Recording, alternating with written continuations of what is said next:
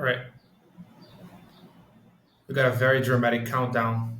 Five, four, three, two. So thanks Riverside for promoting this video, except they didn't. We're just testing out their tool to record podcasts. Yeah. Hello. So, What is the top for today, Luis? so today we're gonna talk about Nike principles, and just because just talking about their principles might be boring, we might like It's touch the principles or it's principles? Principles. Principles? principles. I'll have to trust our audience to understand what we're saying. So they have a few topics and principles and important stuff, just like Noah had. Not Noah, Moses. Like, do you know the name in English? The guy with the tablet and 10 commandments. Moses. No, it's Moises? Moses. Moses? All right, it's Yes. pretty much the same thing in Berlin. All right, anyway, and we're gonna talk about principles or amendments, not amendments, commandments in general as well. Just because talking about one is not. Anyway, we only have the Nike principles Yeah, I though. have 10 principles to talk, right? The Nike principles. Yeah, I think they had this like printed in the wall in Nike's office in the early days. I think that's the origin story of these principles. this makes me remember Google have like a motto which is like "Don't be evil." Or at least it had, because apparently it was removed from the some internal docs. I've seen But a the problem of this motto is that if you remove it, now you're evil. Even if you're not very doing anything, just because you change it. yeah. So that's the first So lesson of this episode. Like, don't choose a motto that if you change in the future, you're going to be evil just by changing it. just by changing, yeah, don't be evil is a very good motto. Like everything is fair game except being evil, and that's I like the subjectivity of it because it kind of goes into each and everyone's own like experience and opinion of whatever evil is. But So yeah. is that good? Because to be subjective, because I was in a company a few years ago, and you are defining like these values. Some companies call the values, or some companies call the principles. And one of the value was like, oh, we can do whatever you want, but you need to generate value. And then I Mhm. said, but what is value? Like it's very subjective. And then I Yeah, good luck was with that. advocating to be instead of generating value, like not generating lost, like not losing value.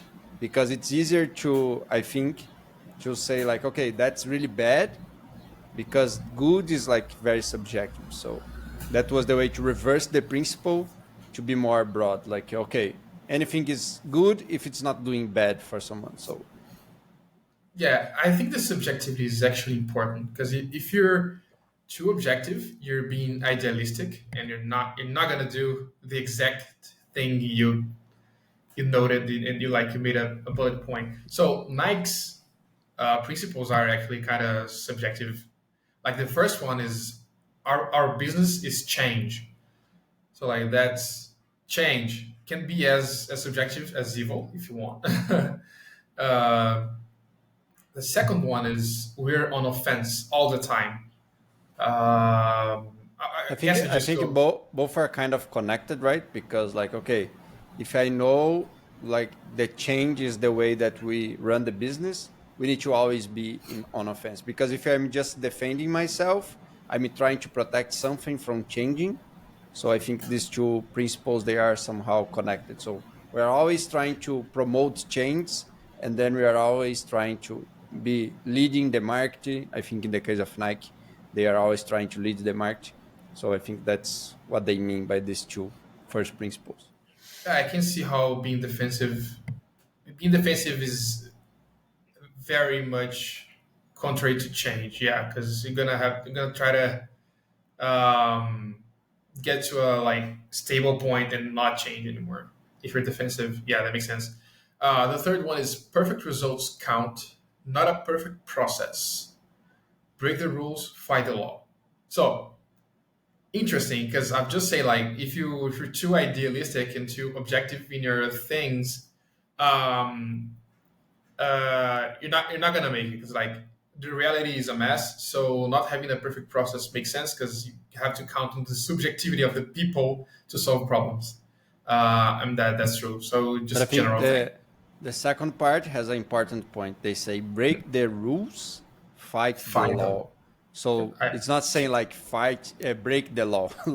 So they try to have some kind of precaution there because otherwise people could just break the law. But they are saying like maybe go to the boundary of the law. That in some case that could be bad, could be unethical. I don't know. They don't talk about ethic here. So yeah, fight the law. I don't know about that one. yeah, because fight the law, I don't think is to break the law. Fight the law, I Yeah, think yeah. it means like, okay, like try to change the law if the law is not good to you. So the law is a very good example of being too objective and idealistic, right? So that's why it breaks all the time because it's trying to describe a world that just doesn't exist.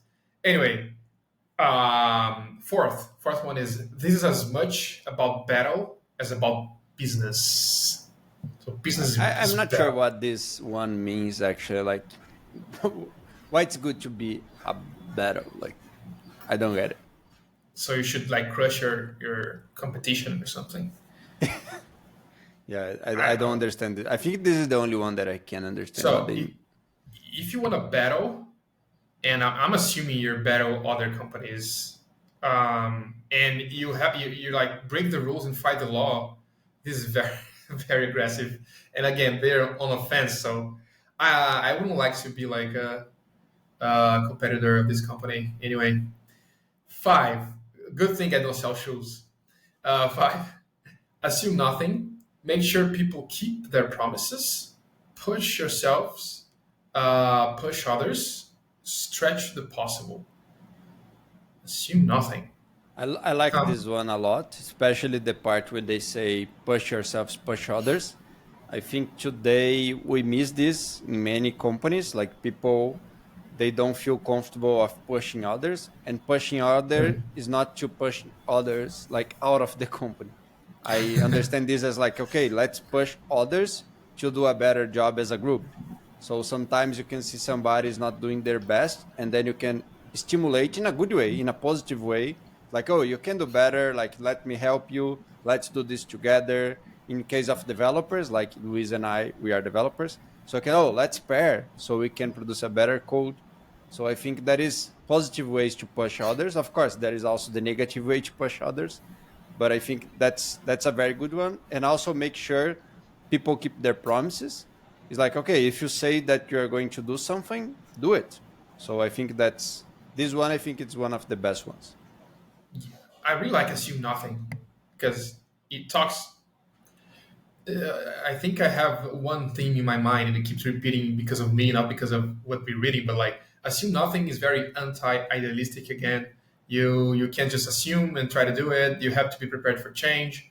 You have to be prepared for improvising and doing something in a different way compared to what you were imagining at first. So yeah, like that one. And that That that part, the assuming nothing, remind me of a part of the book about Elon Musk, where like there are many stories there, but one of the stories is Elon Musk say like, okay, we should not take anything as like something that you need to follow. Everything is a recommendation, except if it's a physical law. So if it's not a law from physics, it's just a recommendation. So you should not yeah. assume, oh, but it comes from the government or it comes from my leader. No, no, you can you don't need to assume anything. Just think about first principles and start to think from there, not from something that somebody else told you. Yeah, and even laws of physics have limitations. Sometimes they're a little bit different than what we expect. Yeah, just sometimes. Six, and I just anyway. Six is live off the land. We did not search what that means. We should Yeah, Google I it think right now. the other one I said I didn't understand the meaning. I think this one I don't understand what they say because that's probably some English idiom that I have no idea what this is about. But Live off the land. Let's see. Just Googled it. Oh, it's like it's like being nomad, consuming like subsistence and consuming only what the land has to offer. So they're like hunters gatherers in a I way. think you can just skip this one. We gotta skip this one. No hunting and gathering. All right. 7. Your job isn't done until the job is done. What is the job? Whatever it's assigned to you, you like. I think this is like they are all somehow connected, but it's the same as like keep your promise. I think it's the same idea. Like, okay, Yeah. you said you were going to do it. It's not enough to say, oh, I put in the stage environment, but I didn't test it, and but it should be working. No, no, no. It's just working when you test everything you put in production, and you are sure that the code's working as it should be working. So that's Yeah. that job. And keep your promise is so important because, like, why is it an issue if you don't keep your promises? Because, like, when you say to someone you're going to do something, all of their decisions is going to count on that. In a company setup, this is very important because you might set up something, you might schedule something or not based on your expectations about what the other person is going to do. So you have to do it, but there's a way out, which is update. If you're not going to do it or you need to do something different, and it's important, update the situation to the people where to the people interested in what you're doing. This you have pretty much only these two options: do it, or say you're not gonna do it and why, or update the deadline or something. Worst case scenario, this can be like one of the worst problems humans face, which is like treason. If you think about it, treason is pretty much this: setting up an expectation with someone and breaking it bad. Of course, in companies, usually you don't go that far, but that's why this is so important. And apparently, twice here, like keep your promises, and your job isn't done until the job is done. Yeah, that's very important. So it's about commitment. All right. 8, dangers. So now it's like a sub bullet point list with dangerous things: bureaucracy, personal ambition, energy talkers versus energy takers versus energy givers, knowing our weaknesses, and don't get too many things on the platter. And for me, Yeah, this is the best lesson here is about energy takers and energy givers. I yeah. can understand that as like in a conversation, usually like in this company setup, sometimes some people when you need to have this meeting, it's exhausting. And after the meeting, like oh my god, I can't work anymore. I need to rest. And in some other people, when you have a call, you are like very happy and you are excited to do something. So I think that's what they mean by that. Like try to avoid this kind of like attitude. And it's not just the person because sometimes the same person can be in a good mood and in a bad mood or can cause this bad influence or the good influence. But if you're try to think about yourself and try to think how people are reacting to the way that you are approaching it. So if you are giving energy or you are taking energy Taking from energy. people.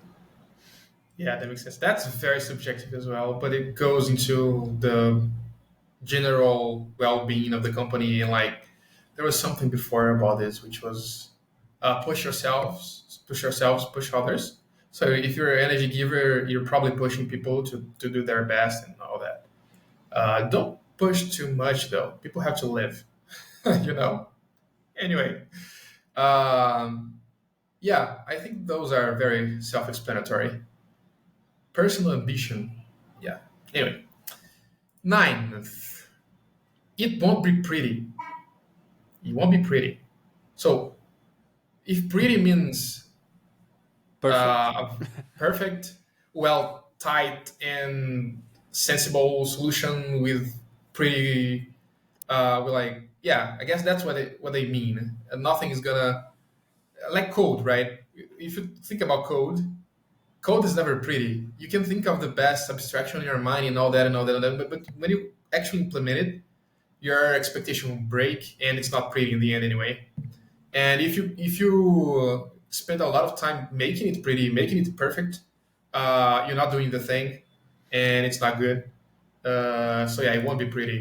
But That's I for think I life. would say it won't be pretty, but it could be fun because like maybe Yeah, it's too negative, like oh it's going won't be pretty, so it's going to be bad. No, it's not yeah, going to be bad. It could be good, but it's not going to be pretty anyway. And just yeah, about what you said about personal ambition, I think what they mean here is not you should not have personal ambition, but the problem is when everything is just about your ambition. So I was already in companies where people are always talking about themselves and never talking about the company. So if you are in a company, like you should work for the company. So even if that could be good for you, but should be good for you and for the company, because if that just good for you, like what's the point of to be working in the company or for the company? So I think that's what it means. Like that's the personal ambition is not the problem. The problem when the personal ambition is not aligned to the company ambition. yeah. 10th and the last one, I Last guess. one. Yeah, I guess they're really copying Moses here. It's 10, just like Moses. They're copying it. They could get into legal problems. Anyway, 10th, if we do the right things, we'll make money damn near automatic. Auto money machine. Yeah, I made a tweet about this one because I am not sure if this one is the same as like, oh, just build the product and people will use it, people will come. Like there is this fallacy that you just build an awesome product and you don't need to sell. So I'm not sure, but I think it's not the same because they say you need to do the right things. It's not just like do whatever you want to do. So, but I'm not sure if I agree with this one. Like, oh, just do the right things and money will come. I'm not sure. Yeah, right things is doing a heavy lift here. I guess they really really wanted it to have 10 bullet points. They just need to put more and more stuff. Like, yeah, we have 9. No, nine is not enough. We have to push ourselves to 10. And yeah, there's But the Luis, 10th. what do you think about these principles? Not about these principles specifically, but what do you think about principles? Do you think it's Yeah. required to have principles in a company? Like why this is good or why this is bad to have it? I think they're useful, but I think there are too many in this case. Maybe because Nike is a big company, but although they wrote this, it's been a while, right? They might not even use those anymore. Anyway, there's a lot of them. I think it's important. It's useful. Doesn't mean it's like required. I don't think it's required, but it's useful to like make sure people have like a common ground of what to feel and what to strive for and all that core values and such. But I would make them smaller and easier to like learn them like from the heart, by the heart. From anyway, you just know them. It Yeah, will it be should better, be easy to remember or easy even to remember. easy Yeah, to like incorporate in your routine. So it should be like, okay, I always think about these principles. That's why people usually put this in the walls so you can see in the walls, but now you work remotely, yeah, especially in technology. So you should put everybody should have in the wall behind the screen. But I'm not sure. Like I already have working companies without these principles and with principles. In general, I think it's good when you have some kind of conflict, so you can just fall back to the principles. So should I do this or should I do that? And then you can go look to the principles and you can say, okay, you should do that. So I think that's important. But in some case, that can also maybe reduce the amount of diversity that you can have in the company because everybody will start to behave in the same way, not because they believe it, but because they know it's the right way to behave inside the company. So I'm not sure. yeah, But it's also a very, I think, dangerous spot to be as a founder when you don't have the principles somewhere. So maybe the principles of your company are going to emerge naturally, and that could be something that you disagree. So in the end, you're there, you founded the company, but the company starts to behave in a way that you are not expecting, or even that you don't agree. And I think that's a really weird spot to be. Yeah, you would have to formalize them or do some political crazy manipulations to try and change people's behavior, which is always great. Anyway, yeah, I think it's useful, but I don't know. I can see mainly smaller companies surviving well without any of this. So, yeah. Also, I don't think there's a general set of principles that would work anywhere, and I think it's important that you like mentioned that principles could arise organically, and be the de facto organization of the company without a person like planning them, thinking about them. And so, in a way, most companies, or maybe all of the companies, have principles. They just haven't formalized them. Yeah, Yeah, but I think it's important to open the space for anyone to be able to challenge the principle. So I think that's why it's important to have this in a written form so people yeah, can say, okay, I disagree with this principle. Because again, in my own experience, sometimes the principle is just in the air. So it's hard to say you disagree because nobody said that that's the principle. So yeah. maybe you see something weird happening, but you don't know what's the weird and what's the normal. So you don't have a way to express yourself and say, "Oh, I disagree with this." So it's better to have something that's not perfect in written form, so people can Hmm. disagree, and then you can discuss, and then you can iterate. But it's bad if it's just like in a wall and everybody needs to follow and nobody can challenge it because the company is just a bunch of people. So and people change, so the company is going to change as well. So I think it's good to have. That's my opinion. But it's important to be flexible enough to listening. Like, okay, this is bad, this is not working, or you are not following this. So that's also another thing that I think a lot of founders they avoid to put principles because people can say, "Oh, but you're not following this. You're not doing whatever you're saying the principle," and that's very uncomfortable. But maybe you need to be Yeah. uncomfortable. And in case of Nike, there's like our business is change or something. The first principle. If you force the principle, you're gonna act in the contrary of this principle, right? So yeah, it's important to Our business is understand. change, except that you can't change the principle Yeah, of change. yeah. Yeah, our business change, but you cannot in any way or means change any of these principles. Yeah, this would be silly. So maybe a set of organically changing, evolving principles would be better. So it's not like commandments, as in perfectly written on stone. Huh? Look at that, Moses. You should have written it in a more editable Everybody media. in the world, every company is using GitHub, of course, or some kind of Git because every company is a tech company nowadays. So it's good when you have a document in a markdown file so people can send pull requests. So I think Yeah, that's a very nice way to use pull requests because people can just submit ideas and people can discuss, can reach to conclusions, and then can update the principles. So if you have principles and if you are a tech company, use somewhere it's easy to contribute. you heard it here first. Best place to put your principles is on a GitHub README file, Markdown file, Exactly. and discuss it there. Cool. Right. I think they're useful, and now I think they're even more useful than when we started. And I think when they can change like this, it's the perfect scenario. Like the perfect, come on, the best scenario. Yeah. Do you think is this what we said right now an universal unchanging principle? Meaning, should the principles or the company be able to change ever? Yep. I think you should not change all the time because Yeah. that's also going to be very hard to follow because people are going to adapt to the principles, but it should be flexible enough. There are some companies that they have some process that's called, what's the name? It's like a review in the structure of the company that happens like every 5 years or every 3 years. Maybe that's a good time to start to collect feedback like a few months before this event. Usually it's an event, people get together in a physical place. So I think that's a nice time to discuss these principles But maybe you should have specific times where, okay, now it's time to discuss and to suggest new change. Because I think in the long term, of course, in the foundation of the company, the principles are probably something from the head of the founders.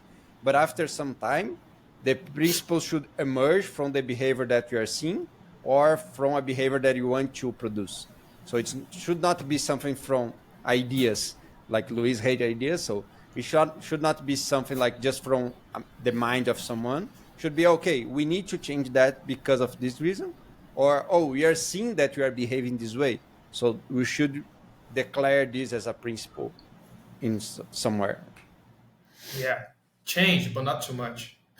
By the way, talk about change. I think that's the end of this episode, but we should maybe try to change that we agree too much. So you should start to disagree more in this podcast because disagreement is better than agreement. Yeah, that's true, but I don't know Do what you to agree? disagree about. I only have one option now. You left me one option, Felipe, which is to disagree. I think we should agree all the time. This way we're unified as for like working towards the same goal, and our podcast is gonna grow stronger. Yeah, that's what I think. Fight me. So choose one of these 10 topics from like we are going to put the link to this principles somewhere. So choose one, say, oh, this is the best or this is the worst, and let us know what you think about these principles. And if you have principles in your company that they are not in this list, please share with us so we can maybe discuss in the next episode, like ideas for principles or real principles from real companies. Yeah, let us know. Like the best principle is coffee, probably. And subscribe. I think you are watching this probably on YouTube because it's the only place where we are publishing right now. So please subscribe and share with your friends. And that's it. See you next time. See you next time, bruh. Bye.